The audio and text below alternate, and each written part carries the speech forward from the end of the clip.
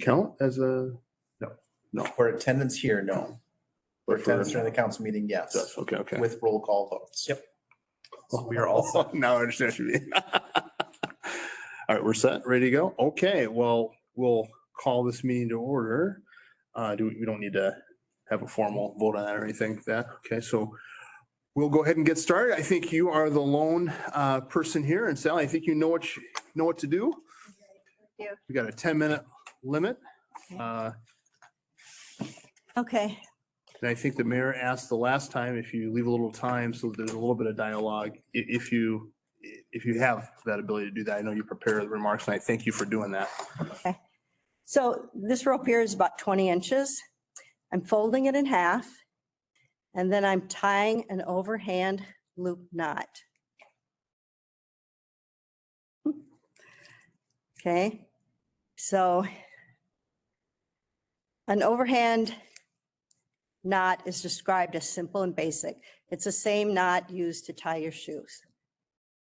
The overhand loop knot creates a loop because you fold it in half first and then pull the strings through.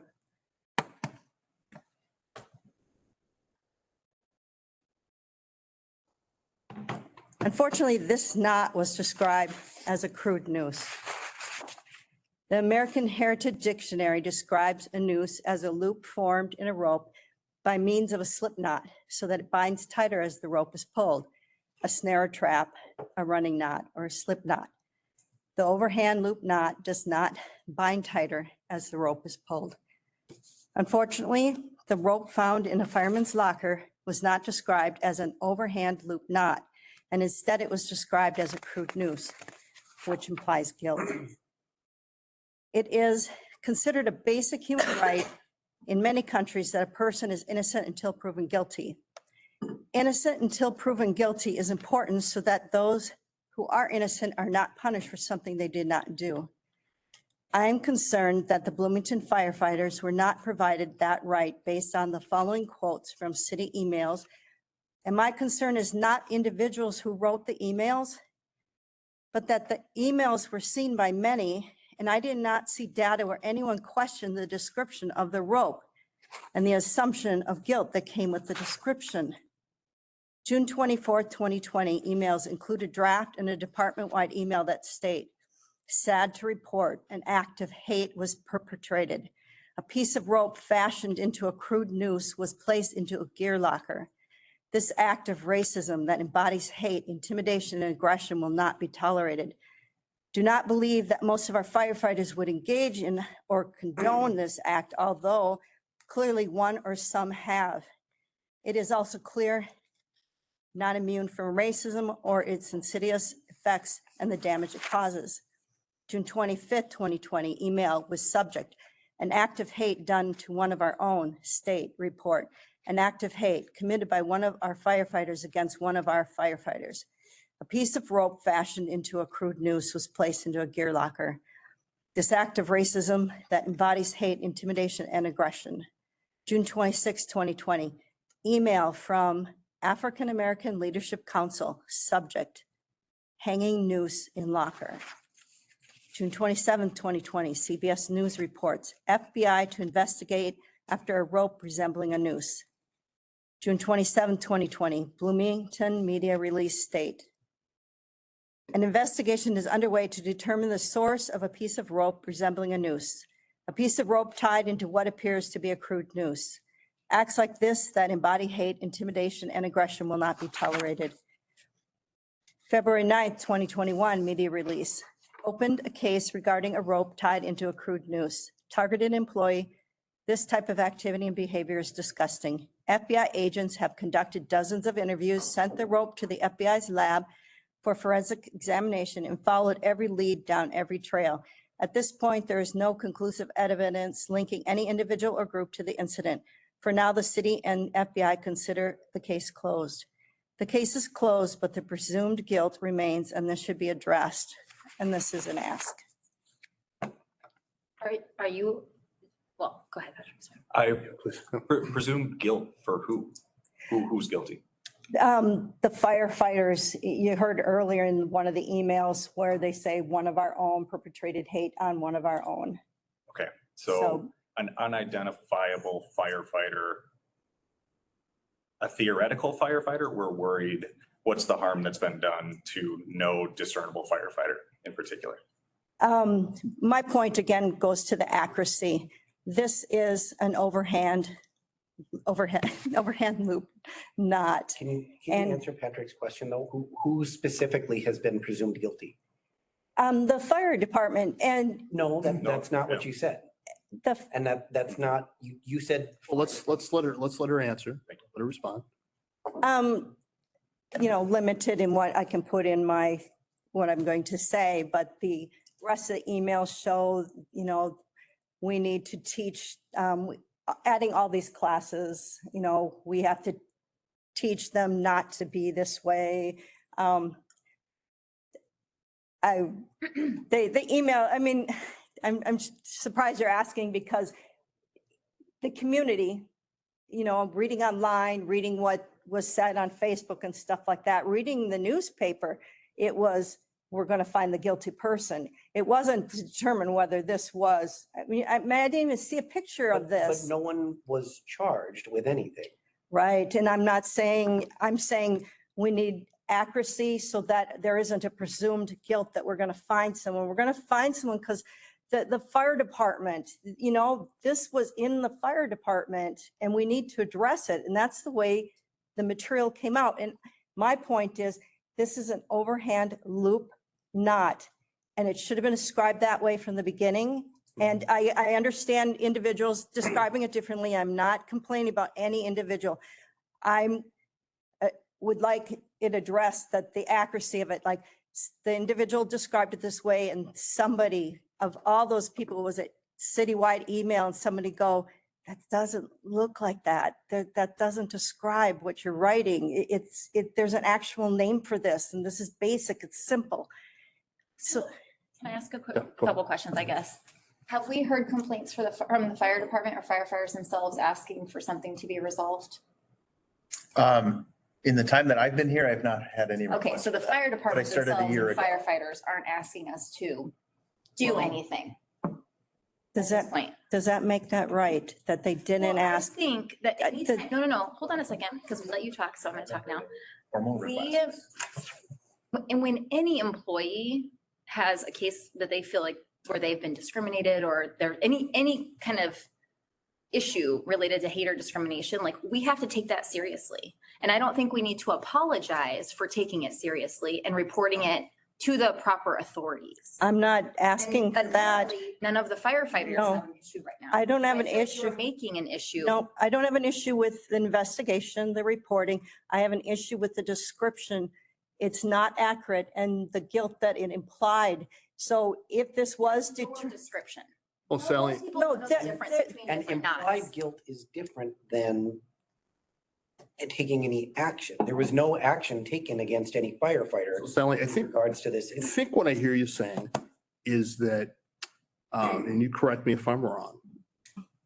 What I think I hear you saying is that the way that it was portrayed before we knew what was happening is what you are taking issue with. And you're using the not as a demonstration of the point that you're trying to make. Is that a fair characterization of what you're trying to say? yeah, yeah. I mean, it kind of ties into what I was saying last week, where I felt collectively, the council was saying that my attorney put pictures online. And it's like, no, he didn't. We didn't say No that one though. said that. We said that the pictures that he took ended up online. Oh, okay. Whether he did it or Oh, not. okay, so that's not accurate. And again, I sent you guys, No, they are online. no, they're not That's, online. that's where I saw them. And I want to stop folks here. I think Sean's got a question here. Let's go try to move it through an orderly Well, process here. A quick question. So in all of the stuff that you read, it was described from the emails that you read from as a crude news, not as an actual news, not as a real news, as a crude news. I don't see how that's inaccurate. I mean, you may describe that knot as an overhead knot, or it could be a slip knot, or I don't know, whatever you call it, but it was called a crude noose, not, it clearly was, there was no communication that it was an actual noose. It was a crude noose. I mean, I just, the distinction you're making seems to be completely irrelevant. Well, I would disagree. Because I think, just from my ears, being who I am, when I hear that, there's some presumption there, we're not sure. And I understand from an absolute literal sense, I understand what you're saying, that, and technically you are right. It's not technically necessarily it could be a noose. So I hear what you're saying. And I understand what your point you're trying to make. I don't know that I wasn't here last time you guys were together. Sorry, just quick to that point though, because I heard something similar and the way I heard it described multiple times, it was that it appeared to be a crude noose. Yeah. To me, that, I mean, at the risk of sort of splitting hairs here, to me, that is a very judgmental description. To some, what could appear to be a crude noose may not appear that way to others. So that, I think, just to be clear about And that. my recollection was it was bringing this information forward. And I agree that some people commented on the hate, that it's potential for that. And it was just making sure the community is aware that we may have had an incident like that and we're going to investigate it. We asked the FBI to investigate it and they did. There was a concern raised by an employee. It should be investigated. I know you had the last word and we're past our 10-minute mark, but I want to make sure that you feel like you have the opportunity to respond. Just to be clear, I sent you guys all of you an email saying, if you have pictures, take snapshots of them and send them to me, because I think Lona showed you. she was going to show me a video, but I went into telling her a lot of other concerns. But again, I'm asking you guys, go and give me a snapshot, because I know the pictures he took that day did not end up online anywhere. I'm positive. I mean, so, again, this is where they presume innocent or guilt. You guys are assuming this guilt and I'm asking prove it. I mean, he shouldn't have to prove his innocence. You guys should prove his guilt. And not one person sent me a screenshot. I've been shown it by several folks. I'll follow up with you after this. I'm happy to provide that. Okay, well, I think Look at the we've reached our screenshot. minutes. We'll Thank wrap up. you. Thanks. Time. Appreciate it. We gotta wrap this up. Okay. Send me an email. We'll do it next time. I don't have anything on that, but she sent an email, asked specific questions for us to discuss. I just want to know when you'd like us to discuss that. It's your email. Send me emails anytime. I'll You reply to. ask the council to discuss specific things. We can only do it in an open format. Well, we'll have to save that for next time. We are Okay. past our 10 minutes. I want to be, thank you, Sal. Thanks. You here to address the council? Yes, I was here to ask a question. Certainly come I know, forward. We need you to come forward and we also need to have you sign in there with your name. I had sent you and the council an email last week, and I realized last week was busy for everyone. So, Also state your name. yes, my name is Dave Thursleff. I'm a resident in Bloomington. I've been here since about 1990 with my family. So let me get signed in and we'll start the 10 minutes after that. Okay.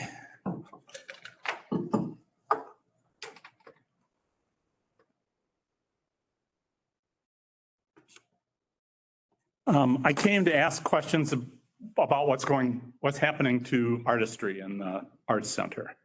I've been taking ceramics classes here since I moved to Bloomington, since the place opened in about 1991, 92, when they started offering classes. And regularly go and was signed up for classes in November, and then I got an email that said the class was canceled, and I thought it was just a single class. But it turns out the whole session in November was canceled. I assume you all are aware of this. And I was just wondering, I was told in email from, I can't remember her name. Kelly or? I'm sorry, I should have written it down. Okay. But that more information would be forthcoming. And I don't see that they're offering classes in December. I assumed Is the same going on? And I'm just curious as what's happening. I mean, I have heard nothing as to the reason for this other than, they've fired the previous coordinator and, or the previous coordinator just sort of left. I don't know. And I'm curious. I don't hear anything. And I've, just wondering, talked with some of other students that been attending classes here and some of the studio managers who I've been working with and known for several years. And that's what I'm here for. I just kind of wonder, Want to get some clarification? is artistry going to be continued in 2023? Are they going to do away with all that? Let me try to answer this in a Sure. couple of ways, and I'll rely on my city manager for the day, and I'm, temporary mayor for tonight.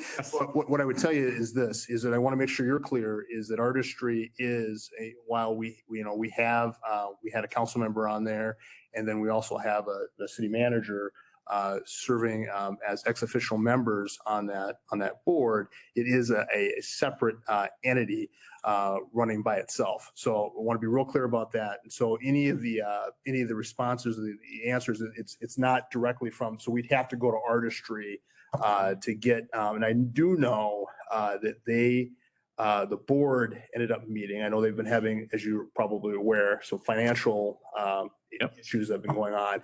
And I know they met sometime, I want to say last week. And I'm not sure what the final vote was of that. And I know that I don't think anybody who's in this room was there. So I would look to our city manager to see is there anything that you've been told that we can share, given, we are not the legal entity, understand they do use our facilities, but. So artistry is trying to figure out what their next phase looks like. They are struggling financially, and as you said, they had some transition with the executive director, and so the board has been working to identify really three things. Number one, a corporate or other partner that could donate money and serve as sort of a fundraising effort to rebuild some of the cash balances that they have. That would be ideally plan number one. Plan number two is there is a group called Propel Nonprofits. It's a statewide group that helps nonprofits that are in this situation. They're in transition. They're, the market for theater performances went nowhere. And so they're also pursuing a grant, either a grant or a loan through this Propel Nonprofits. And then the third thing that they did request earlier was a city cash infusion of nearly $750,000. And the city voted no at the time, but also encouraged them to keep working. So the artistry board is continuing to work. They haven't made a final decision on what their plan is. Hypothetically, if they continue on and are successful, there might be a delay in services, but ultimately they would return back to normal programming and production, and the classes would return, the gallery would return, and maybe performances would ultimately come back as well. That would be an ideal scenario. The other option would be to explore somebody else helping to coordinate education activities or somebody else coordinating galleries. And frankly, it's just too soon for us to know because we have to let artistry decide their own future first. And I'll look to the attorney who, if I said anything incorrect or editorialized in any way.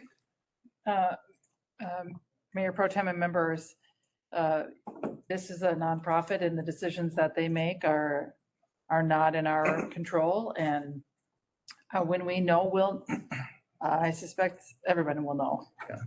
I guess maybe one more thing I'll say is it's a performing arts center and it's a great asset in the community, and we would love to see it full every day. Well, the one aspect of this is that there's been no information to the people that attend classes regularly, have paid for classes in November, and were told that their classes were canceled and that the money wouldn't be refunded until sometime maybe in the future, or maybe it would be converted into additional classes at some time in the future. But nothing really has come to me via email with a statement that says, here's what we're doing, here's our problems, none of that. And I'm many of the people that I know through having attended classes there. They're also sort of curious as to what's going on, and we're not hearing anything from the people that run the organization. And I don't know if you can relate this to them, that's just not a very good way to run. Well, and I'm hearing exactly what you're saying. I think this whole body is hearing exactly what you're saying. Sean, do you want I was to? just gonna say the same thing, is we can get that information back to them regarding their communication. Again, it is an independent group. We don't have control over it. And so, but you're not the only one that's reached out to me.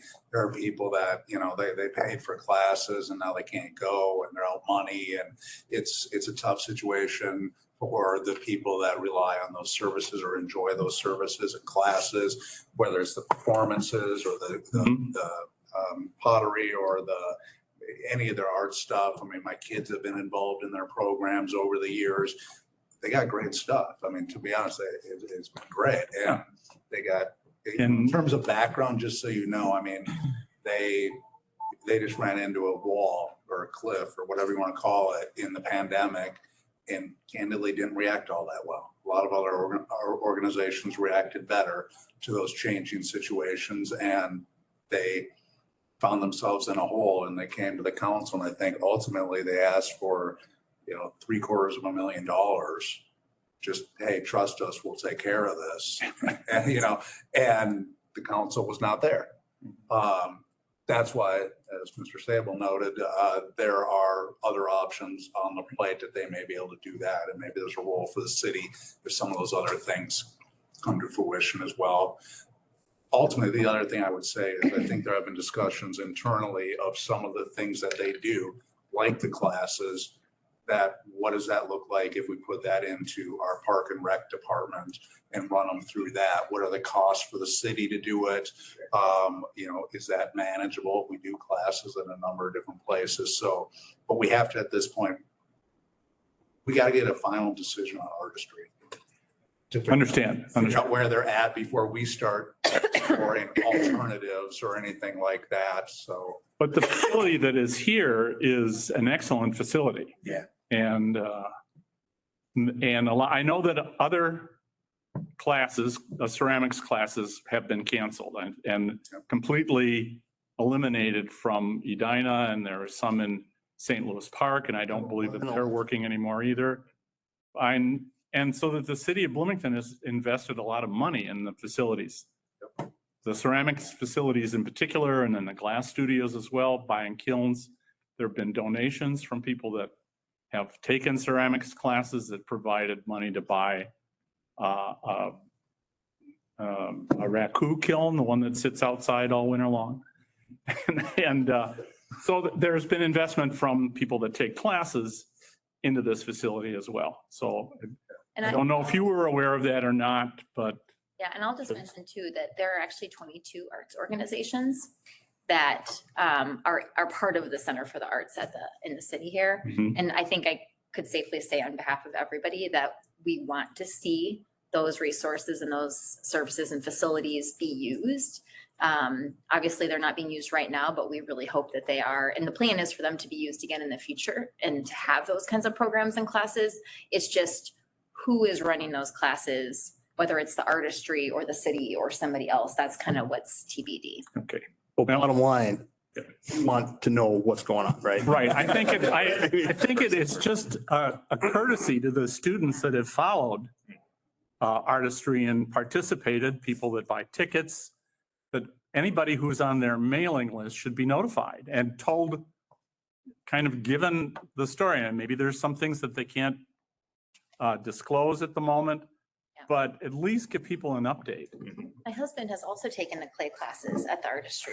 And so he's been showing me the emails that have been being sent out, and there hasn't been that much information. No. So. All right, I think we hear that. We're going to try to relay that across. Maybe we'll ask that it's set at a council meeting maybe, so that folks who maybe don't have email or can hear that as well. So. Well, thank you very much. That's sort of what I wanted to do. Just Appreciate it. Air my grievance, right? All right, thank you for listening. Thank you for your time. Thanks for coming. All right. I don't think there's anybody else here. So if I could get a motion to close our session today. So moved. Is there a second? Second. So move to second. All those in favor signify by saying aye. Aye. All those opposed? Motion carries and we've concluded our meeting. I'll see you downstairs at 6:30. I did send a text to Chief Seal to come over as fast as he could from. So if you have